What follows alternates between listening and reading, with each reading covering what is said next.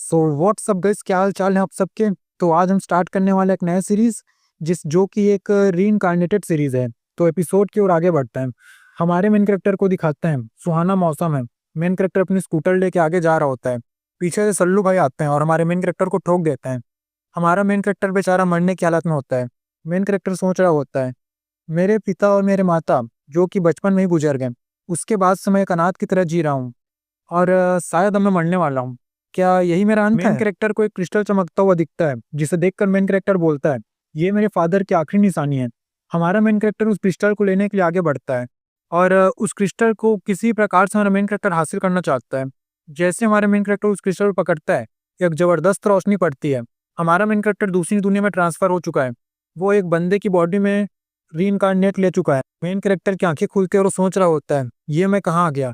मुझे अच्छे से याद है कि पीछे से मुझे सल्लू भाई ने ठोक दिया था और मैं मरने वाला था।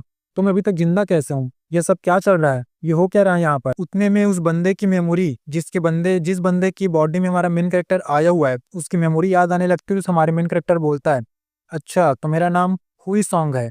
हमारे मेन कैरेक्टर की माँ वहां पर आती है और बोलती है, बेटा तुम जाग गए।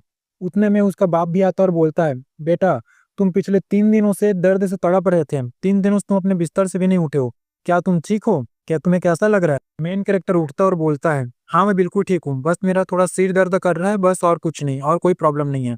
तभी हमारे मेन के पेट से गुड़गुड़ की आवाज आती है, जिसे देखकर हमारे मेन कैरेक्टर की माँ बोलती है, बेटा शायद तुम्हें भूख लगी है, तुम्हें कुछ खाने के लिए चाहिए। ये बोलते हुए हमारी मेन कैरेक्टर की माँ बेचारी बहुत उदास होती है। उदास चेहरा लेकर वो हमारे मेन कैरेक्टर के बाप की ओर देखती है। वो भी बेचारा बहुत उदास होता है। शायद इनका परिवार बहुत गरीब है, जिसके कारण दोनों के दोनों खाने के लिए नहीं है, जिसके नाम से दोनों उदास। मेन कैरेक्टर की माँ बोलती है, क्या मिस्टर बांग का कुछ पता चला? हमारा मेन कैरेक्टर मिस्टर बांग का नाम सुनते ही सोचता है, जिस बंदे की बॉडी में मैं आऊँ उसकी जो मेमोरी, उसके हिसाब से मुझे पता चला है कि मिस्टर बांग यहाँ पे सॉल्ट और जो आयरन होता है, लोहा, उसके देख रेख और उसके इंचार्ज हैं। हमारा मेन कैरेक्टर का बाप सोच रहा होता है, नहीं अभी तक तो कोई खबर नहीं आई है। और मन ही मन सोच रहा होता है कि मैं एक पहला आदमी नहीं हूँ जो मिस्टर बांग का वेट कर रहा है। यहाँ पे और भी लोग हैं जो मिस्टर बांग का वेट कर रहे हैं। अगर मेरा लक अच्छा रहा तभी मुझे मिस्टर बांग से मिलने का मौका मिल पाएगा। माँ बोलती है, और स्वाट सेक्ट, क्या उनकी तरफ से कोई खबर आया?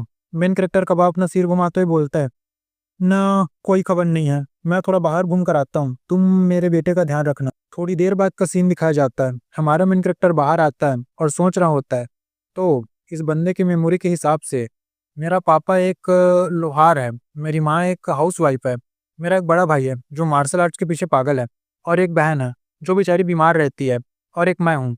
मैं एक स्कॉलर हूँ जो अपने बारी का इंतजार कर रहा है कि कब मुझे कोई जॉब मिलेगी।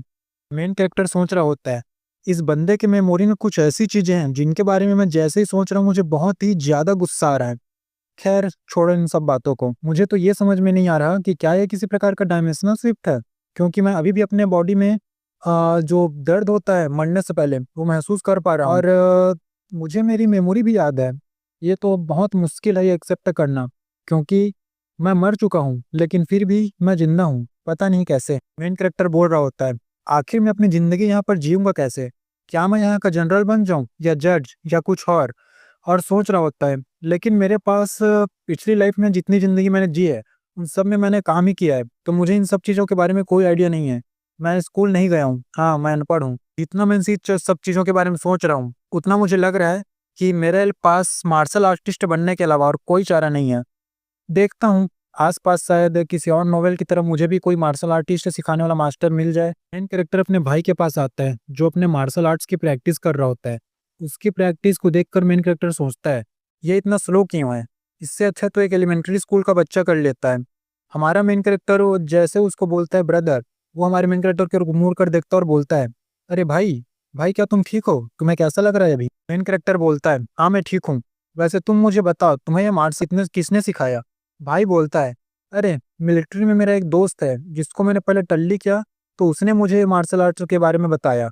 वैसे कैसी लगी मेरी मार्शल आर्ट, क्या ये अच्छी है? मेन कैरेक्टर बोलता है, इन सब को छोड़ो, ये बताओ क्या तुमने कभी किसी मार्शल आर्टिस्ट मार्शल मास्टर से ट्रेनिंग लिया है?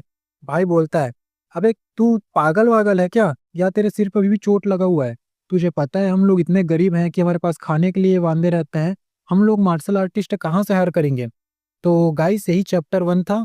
और कैसा लगा आपको बताना। अगर अच्छा लगा होगा तो चैनल सब्सक्राइब करना और वीडियो को लाइक कर देना।